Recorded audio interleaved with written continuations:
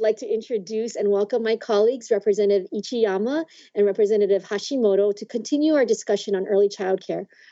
Representative Ichiyama is a co-convener of the Women's Legislative Caucus. She is a veteran legislator from the IAM Wanalua Salt Lake area. Representative Troy Hashimoto is, I believe, in his third year here at the legislature. He is a wonderful, energetic, enthusiastic legislator from Maui, representing, I believe, Central Maui, and I might be wrong. I'm so sorry, Representative Hashimoto, you can correct me.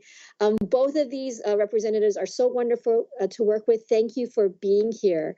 Wanted to start off with my questions. First to Representative Hashimoto. What's been the experience of childcare on the island of Maui from the beginning of the state's stay-at-home orders? Well, good afternoon, Della, and thanks so much for having me this afternoon. And I think childcare is such a critical part of just us operating as an island. And I think it's posed many challenges over the shutdown and since the reopening. And I think when I'm talking to a lot of the providers, of course, I think there was so much uncertainty that they decided to start doing a lot of services online. But obviously, that doesn't help a lot of the folks that need to continue working. So there was a few operators that continued throughout the pandemic, and they, of course, prioritizing essential workers. And I think they went through the process, and they were lifelines for many of those individuals. But I think now, as we begin to open up, we realize a lot more people are going to work. And I think when I talk to the providers, they are very, very grateful of the increase in the ratio of allowing more students and children to go to the child care centers because, I think they were looking at really how do they make their budget work. I think with lower ratios, they were going to have to raise prices for those who were attending. And I think that was a very difficult choice because they knew it would have really huge impacts on the community. So I think with the higher ratio, I think the County of Maui is also stepping in with additional funding because they do understand that without the subsidy, it's going to be very difficult because even though the ratio has changed, what I am hearing is that a lot of folks will not go back to full capacity. They will still have a portion that they will service via online services. And of course, once again, they're going to prioritize essential workers. But, if you do have childcare at home, they do want to still continue to provide for some of those services. So, I think Head Start on Maui, which is provided by Maui Economic Opportunity, they usually have about 20 per cohort. And they said what they want to do is they want to keep that 20 number, but about 5 will go kind of be serviced online. And then the 15 will be reserved for, of course, essential workers. It's really wonderful to hear that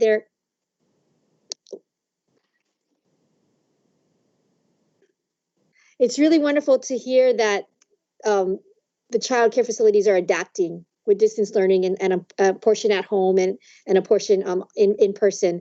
I want to turn to Representative Ichiyama now. Thank you so much, Representative Hashimoto. Please hang on there. We're going to keep talking with you. Representative Ichiyama, from the beginning, you have had to deal with your own challenges with childcare as a working mom. What has been particularly challenging as a mom with 2 very young children for you? Thank you so much for having me, Della. So I have 2 kids. Dylan is 3. Emily is about 21 months, so a year and a half. So the lockdown was tough. I'm not going to lie. Being at home with 2 toddlers and not being able to leave your house, things got interesting. And then what happened was, as we started to return to work, my husband was an essential worker as well. And then we came back for session in May. I had to find childcare. And so fortunately, Patch, which is the referral service for the state of Hawaii, had a list of providers that were open and that could provide temporary slots because our preschool wasn't reopened yet. So that's where we were able to put them temporarily while we're waiting for their school to reopen, which, I mean, I could not have been back in session in May without having childcare. Your experience is so common, and I have older children who can kind of be latchkey kids. Yikes, at times. One's older, but yeah, it's really challenging. So Linda, you were tapped to work as the House liaison with Alan Oshima, the state's economic recovery navigator, on the issue of childcare. From that vantage point, what has been the top 2 or 3 challenges for childcare providers during this period? When I first started working with the Navigator's Office and Department of Human Services back in April, the number one issue was the lack of guidance, right? Providers just didn't know how they could reopen, what it should look like. You had competing and conflicting guidance from the City and County of Honolulu versus the state of Hawaii. So we worked quickly with Department of Human Services, like Kathy mentioned, as well as with a small working group of providers who are on the ground and can tell us what could work, what would not work. And that's when we rolled out the first version of the childcare guidelines. And after we did, the number one issue that we heard from providers was the small ratios, which at the time we were basing on CDC guidance of 10 groups of 10 or less. So we heard that feedback loud and clear, and Department of Human Services was able to work with Dr. Park and Department of Health, and as well as HIEMA, to go back to the original ratio sizes as of just last week. So now that has taken a lot of pressure off of childcare providers, but we're still hearing concerns about the need to clean and sanitize and disinfect. I was just on the phone with a multi-site provider. They have 22 sites statewide. They've had to hire additional people to literally follow a group of kids around all day and plate their lunches and clean their toys and wipe down all the high-touch surfaces. It's very labor intensive. So I want to acknowledge a question that came into our Facebook feed from Alan Smithy. And Alan has been with us, I think, for every episode there. So thank you, Alan. His question is, what do you expect to accomplish when the session resumes on June 22nd? And I'm going to modify that a little. What do you expect to accomplish with respect to early childcare, or hope to accomplish with early childcare when we resume in June? Do you want me to take that or Troy? I'll throw that to Rep Ichiyama first, and then Rep Hashimoto. So I think what we're looking at primarily is how do we allocate the state share, which is about $650 million in the CARES coronavirus relief funds. When we reconvened in May, the neighbor island counties received their portion, and of course, City and County of Honolulu got their share directly. So they've been able to roll out that funding. So now when we come back, we're looking at how can we support the childcare industries, as well as all of our other sectors that have been hurting with this coronavirus relief funds. And I would put a plug in there, like one of the things, like you mentioned earlier, was PPE and sanitation. Like clearly, that's a huge need that small businesses like these childcare facilities are going to have to think long term. How are they going to source it? But that's perhaps an arena where we could do some work, right? Exactly. And I think that's the same challenge that any restaurant, small business, nonprofit is facing, right? Where do you find hand sanitizer or Clorox wipes, right? That's the challenge across all different sectors. Rep Hashimoto, any thoughts on what you would like to see maybe accomplished? And I'll open this one up on childcare or on anything as we move into June 22nd. No, I think Rep Ichiyama is absolutely correct that, figuring out how we spend this CARES funding is going to be a top priority. I think what we're going to have to really get a clear picture on is how does our CARES funding that the state directly received, how does that overlap with other federal funds that are going directly to a lot of these entities? Because I think there is a lot of CARES funds out there, which is a good thing. But I think what the public is, and I think everyday folks who are having to face childcare issues, they're kind of hurting. I think it's a very difficult issue because they need to find providers. Providers are very cautious. They are very kind of not sure on what they need. So I think costs are a big issue, and we're going to have to figure out how to subsidize that in a meaningful way, because if we're really going to get this economy going, that has to be our number one priority. So we're going to have to be thoughtful. I think we're going to have to get creative. And we have to spend the money, at least for our funds that's getting directly allocated to the state and to the counties by December 31st. So it has to be something that can be sustainable, that can take us past December 31st. Because we can, once that funding is gone, they're going to have to kind of figure it out without this federal fund. So again, it has to be something that will last us to the long term. I think those are really good insights, Troy. I don't think people in the public understand, right, that there's over $7 billion in federal funding that's circulating right now. And we have a portion of it, but that other $6 billion, we want to make sure that we are complementing any of the spending and not maybe wasting it, and really, like you said, get it into the hands and in the pockets of the people who truly need that. I think to respond to Alan's question, from my point of view, I think it's been really important over the last few weeks for us to vet all of these things, because the guidance is changing constantly, as I think Linda is aware. And we really, really want to put the money and get money to people in a way that makes sense and is expeditious, and that they can spend it on the other thing that I think is really important in our community, right? If you get a child grant, to be able to give it to someone who is working in our community means that that money is circulating in the community. That's so important. I'm going to pivot to another question, because early child care was such an important issue as we headed into session.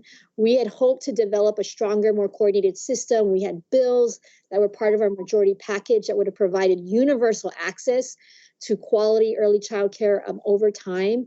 So those plans, you guys know how disappointed I am. I know how disappointed you folks are. Those big plans have been sort of partially derailed because of the pandemic. But is there any pathway forward for improving Hawaii's early child care sector so that it could be stronger, more coordinated in this post-COVID world? I'll ask that question of Representative Ichiyama first. I, yes, was disappointed that we had to put a pause on a lot of our majority caucus package initiatives. And so unfortunately, the early learning bill was one of them, which would have provided, like you mentioned, universal access to early learning for all 3 and 4-year-olds statewide. And we had to do a lot of groundwork and foundation building in order to make that happen. So I think some of that work can still continue, especially the coordination between the Executive Office on Early Learning and the Department of Human Services Office of Child Care Programs. What I would like us to see maybe in the next few months and in returning next session, continue to work on is data collection for the childcare industry, right? So when we've been looking at other states, for example, Colorado has a real-time database, and they can show which providers are open, which are closed, how many seats do they have available, where are they located. And so it's a helpful temperature check of what's happening with the industry, for one. And then another is it can also be a resource for parents who are looking for care, right? So even if, right, your provider in your area is not open right now, just, right, what are the services that they provide? Do they provide meals? Are they accredited? Is it family-based, group center-based? So having that kind of information and data collection, I think, would be really helpful for us moving forward. Rep Hashimoto, you want to tackle some of that, or any last comments on early child care in Hawaii? This is going to be our last question for you on the issue. Absolutely. I think we can't stop with this issue. I think even though we have challenges, I think it'll allow us to be a little bit more creative in how we are moving forward, because I think online learning, whether we like it or not, is going to be a part of our future and how we, educate our future generations. And I think we're going to have to figure out how to integrate that. The other thing that we still are a long ways away from, and we need to figure out how we're going to deal with it, is how are we going to get all of these certified teachers and caregivers into the the areas that we want to create. I think that was something that I was really thinking about as our bills were moving through, and that's going to continually be a challenge. So we're going to have to make sure we ramp up on our college, the University of Hawaii system, to make sure that they are ready to start recruiting and certifying these individuals, so that they can make sure that we can teach our youngsters when it's needed. And I think if that's one big thing we're going to have to make sure that we have in place, because that does take a while as well. So lots to do. Of course, I don't feel like we should stop, and I think hopefully we can continue moving at next session, and possibly even at partly this session. I'm hoping within the next couple of weeks we can come up with something. So this is precisely why I love working with my colleagues. They really are thoughtful, and they're thinking both about the immediate as well as the long-term needs. Thank you so much, Linda and Troy, for joining me on this episode of Talk Story with House Majority. Want to welcome you back at some point in the future. And again, thank you for for joining us. I'm going to sign off now with what I always say, it's more important than ever that we stay connected and informed during these uncertain times. If you're new to the show, please follow the House Majority on Facebook, Instagram, and Twitter at High House Dems for most recent updates and future episodes. You can also visit our website at hawaiihousedemocrats.com, which has resources, press releases, and valuable information on how the House Majority is responding to COVID-19. As we reconvene the legislative session next week, we will be moving our program to Wednesdays at 8:30 a.m. Please stay safe, stay healthy, and stay informed. We'll see you next Wednesday to talk story with House Majority. Aloha.